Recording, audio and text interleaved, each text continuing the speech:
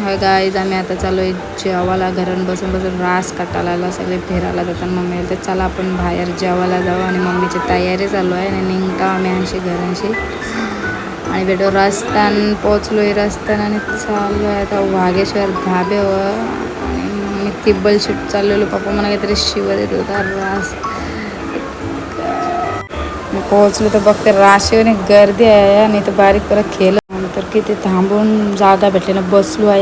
आला लगेच सूप लगेच आली सूप आणि सूप पिल्यावर लगेच आली चिल्ली. आमची चिल्ली बघा दोघीच हाप केले आणि लगेच आला जेवण. गाय जेवलो ना आता चला घरी आणि पप्पा भरताय बिल फक्त 900 रुपये झाला. पप्पा मला बोलते तू भर. आमच्या इकडचा फेमस व्हेज धाबा वाघेश्वर धाबा.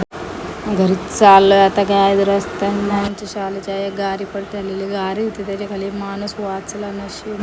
गावात पोहोचलो ना गेलो आम्ही आईस्क्रीम आणायला. आमचं दादा कसं बघताय आईस्क्रीम आणली ना खाली आईस्क्रीम झोपा गाय. चला ब्लॉगला लाईक शेअर आणि कमेंट करा आणि चॅनलला सबस्क्राईब करा गाय.